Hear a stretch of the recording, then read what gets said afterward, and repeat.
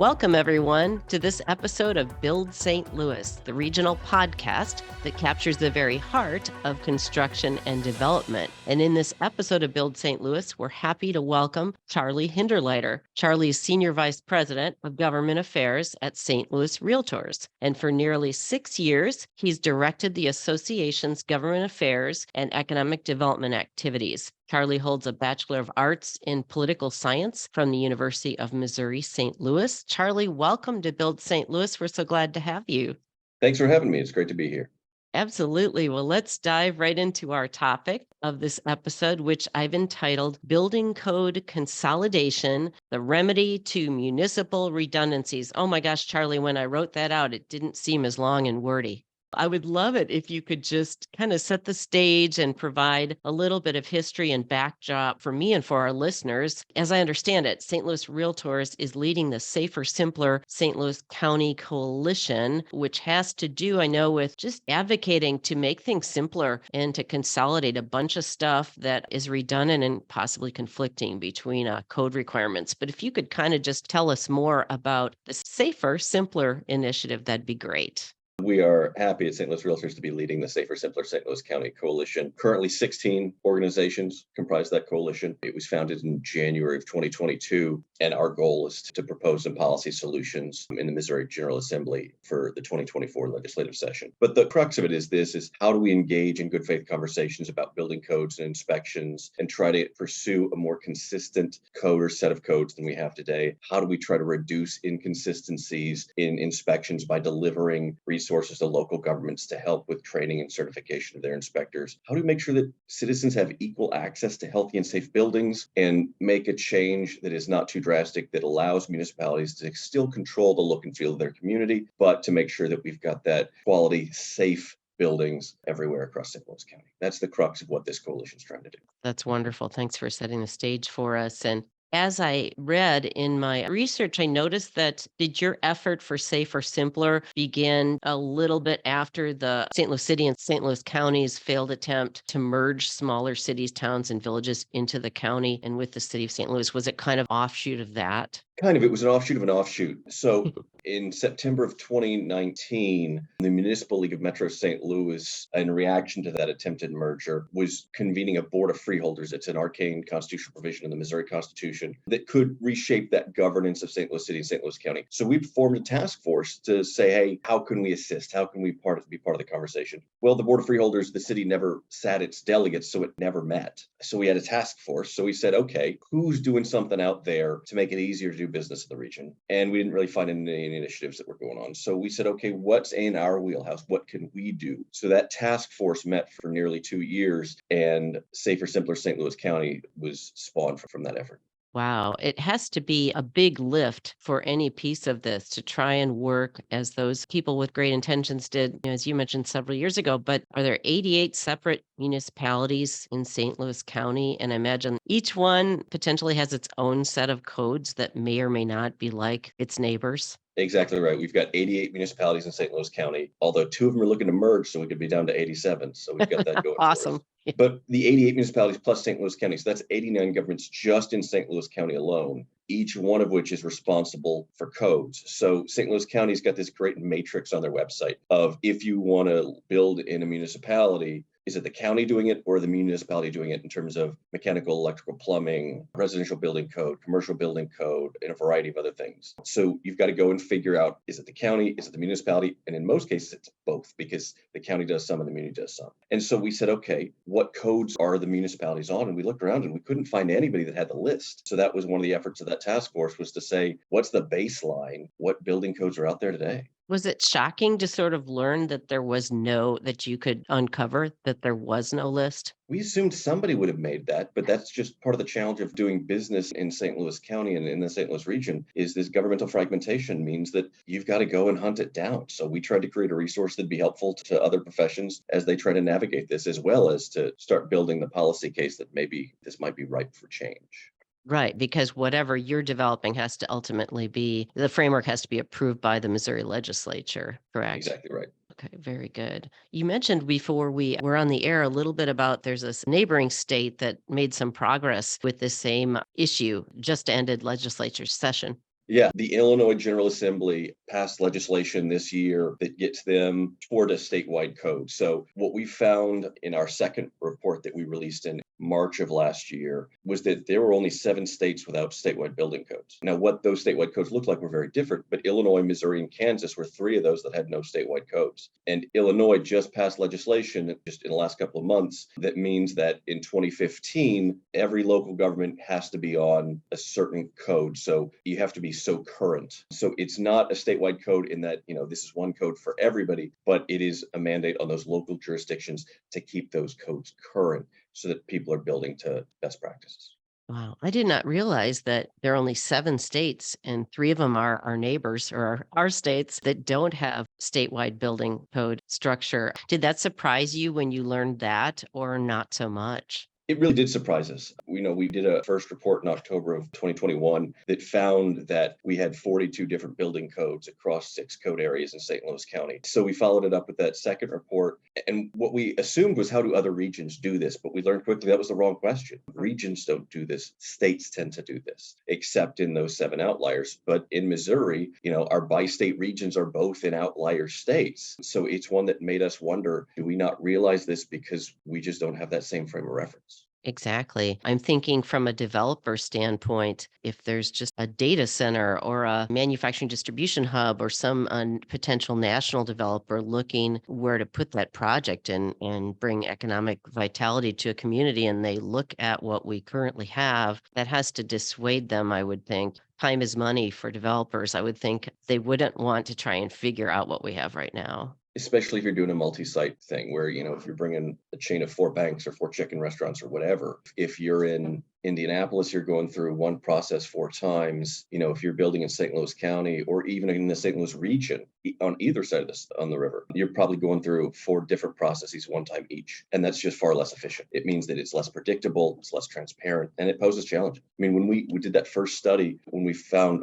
42 codes across just St. Louis County, if it was one set of code books, like the 2015 code books that St. Louis County uses, it would have been 3,000 pages. What we found was 17,000 pages of codes in just those 6 code areas. So by point of comparison, the entire federal tax code, the Internal Revenue Code, is 9,000 pages. If you throw on top of that Moby Dick, Roots, War and Peace, the 7 Harry Potter books, the 3 Lord of the Rings books, I still need like a novella to get up to the level of code pages that we have in St. Louis County operating today. So if it's a developer coming in from another state, this is a level of complexity that does exactly what you said. It's time and money. It's additional challenge and headache that we've heard anecdotes of people that said, they built a couple of sites and they're like, this is too big a pain, we're not building more. Or they looked at entering the region and decided against it. So we don't even know who may have looked and decided not to based on that. Exactly, exactly. Wow, what a great comparison of all those books stacked on top of each other.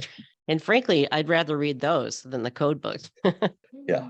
What, just for people listening that maybe aren't super familiar with land use and zoning and codes, maybe on the commercial side, and then if you guys also deal with residential, maybe talk through like bullet points of examples of what we're talking about with a code. What falls under that and what does it govern? You bet. So for instance, the residential building code. So if you're building a house, single family home, or a duplex, this is the code that covers that in terms of what goes into that construction. It's important for health and life safety. How do we make a building, and codes are the minimum. This is the worst building you can build. You can always go above that. But how do we make sure that buildings are built in ways that keep people safe? Commercial building code is when you're building an apartment complex, a skyscraper, a strip mall, whatever that may be. Again, same thing. How do we make sure we've got good egress? How do we make sure that if there's a fire, that it's keeping people safer? And a lot of codes are built on disasters. So for instance, the tornado that hit Joplin, Missouri a number of years ago, there's a lot of research done after that. So in the 2018 building codes, there were new provisions put in there to help keep people safe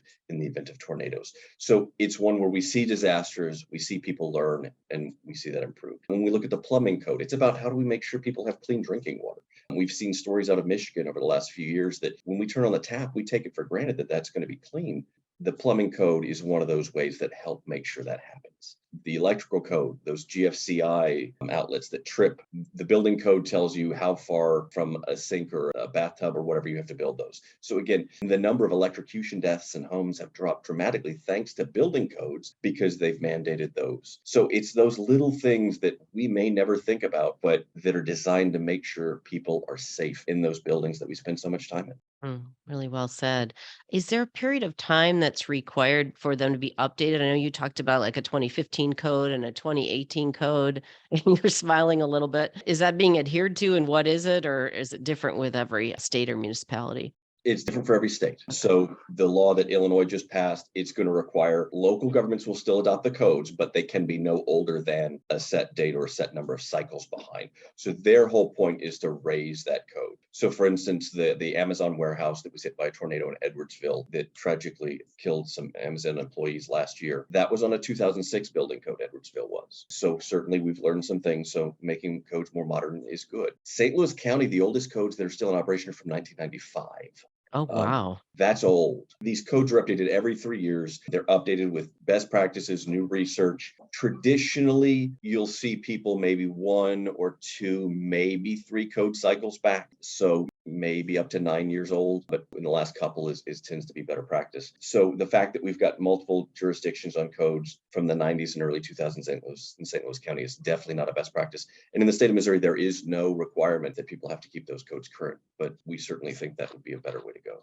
Oh, sure. That was going to be my next question. Is there not a requirement? In terms of those categories of building codes, did you find certain ones that had the most, I'm not sure if I'm asking this correctly, but the most redundancies between municipalities? Were there certain ones that just, or that were sort of opposed or conflicting with each other?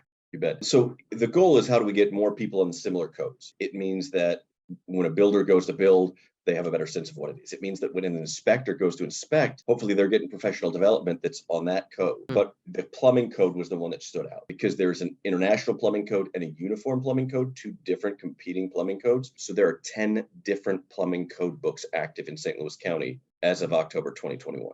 That's a problem. And in fact, a plumbing contractor told me a good story because here's the trick is not only are there 10 different codes, but each municipality can amend those codes. So you've got to find out, is it UPC or IPC, which code year, and then how do they amend it? So one variation that we've seen between municipalities is PVC cement. There are 2 kinds, clear and purple. The only difference is the color. It is the exact same thing. Some require the clear, some require the purple. The clear is prettier. When it's done, it's clear. You don't see it. It looks nice. When you put the purple on it, it dries purple.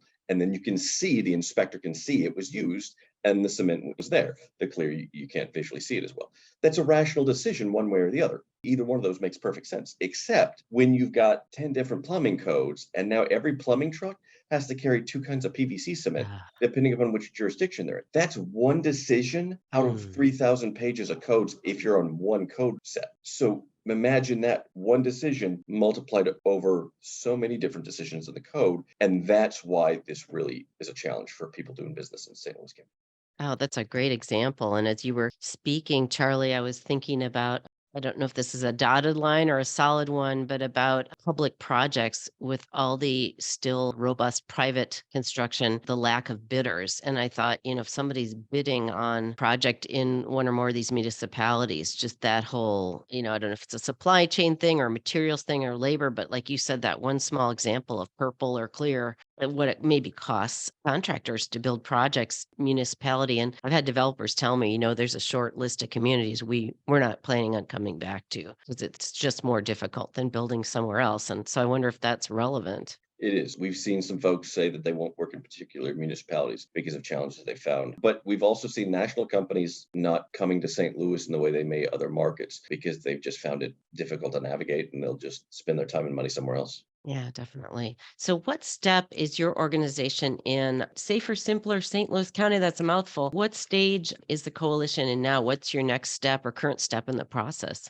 You bet. We figured out the problem. We did some reports. We talked to 85 municipal officials in late 2021 to say, hey, we've got an idea. We think this is an issue. We kind of learned a lot through that process, as well as talking to industry partners too. And that's when we pivoted from St. Louis Realtors doing an effort to Safer, Simpler St. Louis County, where, we knew that as the realtors, we needed other people at the table, because if you get the right people around the table, you're going to build a better piece of policy, because this is so complex. So many different people touch this: architects, plumbers, engineers, mechanical folks, electrical contractors, builders, realtors, insurance people. I mean, really, it's a lot of folks that touch this. So how do we get those folks all around a table and come up with a shared vision? And that's what we've got in terms of our goals. And now, how do we get to policy to help implement that? So we're working on 4 things. It's engagement. We're up to 16 coalition members, and we're working to expand that coalition and talking to more folks, because we're going to keep learning as we talk to more people. 2, it's about education. This is not the sexiest topic. My mom has started to repeat building code facts, so I really got to talk to her about other things than this. But the average person doesn't care. What we did run across is literally 50 years ago, when we were looking at this in late 2021, St. Louis County had a charter amendment on the ballot in November 1971 to create a uniform building code in St. Louis County. People have been trying and failing at this for more than 50 years. And then County Supervisor Lawrence Roos complained to the Post-Dispatch, the day after the vote failed, is that people didn't care. It's not a sexy topic. It was hard to engage the public on that for a campaign. And so how do we make this approachable? We're going to be doing 2 public-facing events in August, and you can find details for that at safersimplerstl.com. One that's about economic development and building codes, and one about health and building codes. So how do we engage a broader audience? We're going to be doing a video series with some partners as well. Again, why should the average person care about building codes? And at the end of the day, it's because these codes are how we keep people safe while you're in buildings. And I've got a brother that's outdoorsy, but I'm indoorsy. I spend a lot of time in buildings, so I want them safe. And then it's research. We've done 2 20-page building code reports. So if you have trouble sleeping, they're at safersimplerstl.com. One of them's got a great 1-page summary, and the other one, really, a chart is really the core of it. But we just wrapped up another round of research, not going to be another 20-page building code report. But how do we look across the country and find either best practices, or how can we build policy that draws on the experiences of other states? So we're not doing anything experimental, but we've got pieces that we know work. And then lastly, it's what we're doing right now, which is policy development. How do we build the solutions? How do we make sure that we're delivering resources to local governments for training and certification for inspectors? And as we try to draft legislation, what should that look like in terms of building codes? Whether that's what's the geography, what's the level of control, code cycle latency, how often do you have to adopt it, who adopts it? So really, we're focused on structure and process. We're not going to touch what's in the code. That's something that will be saved for the process that gets built. But kind of those are the 4 areas right now: education, engagement, research, and policy development. Great delineation. I appreciate that. On the number 3, on the research point, Charlie, best practices, have you seen any other? I know we talked on needing state legislative approval, but have you seen any other metropolitan statistical areas or regions that have the level of redundancy and confusion that St. Louis does when you've been looking for best practices? We looked across the country to find who looks like us. We found 1 county in the United States that looks like St. Louis County. That's it. Where the local government has full responsibility for building codes, where there's a high degree of fragmentation and there's no statewide code. It's Cook County, Illinois, the home of Chicago. The trick is they're actually better positioned than we are. They have 14 cities bigger than our biggest. Our biggest is Florissant, about 52,000 people. Their biggest is Chicago. But there are 13 cities bigger than Florissant that are not Chicago. Their smallest municipality is 25 times bigger than our smallest. We've got 22 municipalities under 1,000 people. They've got 4. So even when they've got a highly fragmented structure, they at least have municipalities that are more robust, that can deal with this easier, not easily, but easier. But here's the other thing. Illinois just passed legislation this year that is going to give them a statewide push. So it won't be a true statewide code, but it basically takes them off that list, where once that thing goes into effect in 2025, there will be 0 counties in the United States that look like St. Louis County when it comes to this degree of fragmentation of building codes. Wow. And I bet that Cook County is part of your messaging to state legislators For and some local reason, legislators. the Missouri legislature would really like to not be like Illinois and Cook County. That's absolutely true. Yeah, no doubt, no doubt. It seems like a really obvious question, but if there were 2 or 3 bullet points of what the true benefits are to code consolidation, I think you've touched on them. But if you had to tell a body of government, hey, what's the direct positive byproduct of cleaning this stuff up, what would you say? First, it's about safety. Building codes exist to keep us safe. How do we make sure that we don't have municipalities that are on codes from the 1990s? And here's the thing, a lot of the municipalities that are on those older codes are smaller municipalities in North St. Louis County, which is predominantly African American. So there's a racial equity piece here too. How do we make sure that everybody has access to safe buildings and do that equitably? That's first and foremost. This is about safety, whether that's clean drinking water, clean air, whether it's making sure that if your building catches on fire, the fire folks have time to come and rescue you, that you have good egress. How do we make sure we're keeping people safe in their buildings? And codes that are 30 years old aren't doing that. And then the other piece is simplicity. We don't want to lower standards. Most places will have raised standards if this is passed. So how do we make people safe, but do it in a way that makes it simpler? So again, without lowering those safety expectations, we can make it much easier to build across St. Louis County if we can make these codes more consistent. And it may not be one code for everybody. It may be a base code where local governments may still have a degree of local control. But how do we get everybody at least on that same base code so that you don't have to go and figure out who's on what code? Is it UPC versus IPC and what year is it? If that was standardized, and then you just have to find some areas where maybe there's amendments, that would make it so much simpler for an architect or a contractor or somebody who is a property manager trying to rehab a building or update a rental unit, whether that's a developer or somebody in commercial real estate. It impacts a lot of different folks. And how do we make it easier to do business in St. Louis County? I mean, that's the key. How do we bring more people, more jobs, more buildings, more economic life here? And the more barriers we can reduce, the better off we are. Absolutely. Well said. You mentioned, I think my last question is this. You mentioned the 16 coalition members you have so far, specifically or just in terms of category or industry. Who are your supporters and are you looking for some more? And that's the question part B, and who? You bet. So it's alphabet soup. It's Associated Builders and Contractors, Heart of America chapter. It's Associated General Contractors of Missouri. It's the American Institute of Architects, St. Louis. It's BOMA, which is Building Owners and Managers.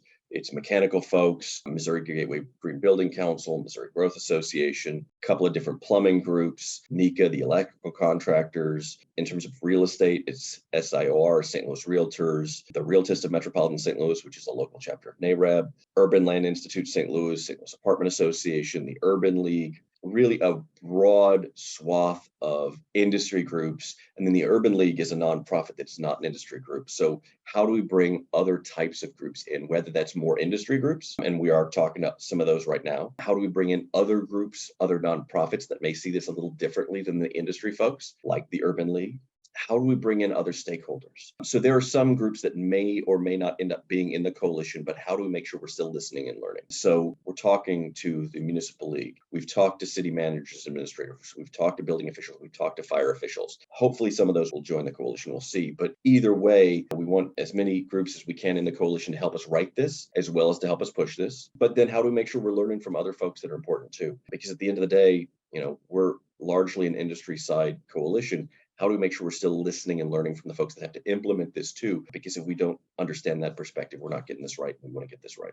Wow. Hats off to you for all the hard and good efforts so far. And in this episode of Build St. Louis, we've been talking with Charlie Hinderliter, Senior Vice President of Government Affairs at St. Louis Realtors, and just about the huge effort that Safer, Simpler St. Louis County is doing to achieve building code consolidation between 1 million municipalities. No, almost 100, but I bet it feels like that. And Charlie, we learned a bunch from you today, and thanks for being with us. Absolutely a pleasure. Thank you for having me. You bet.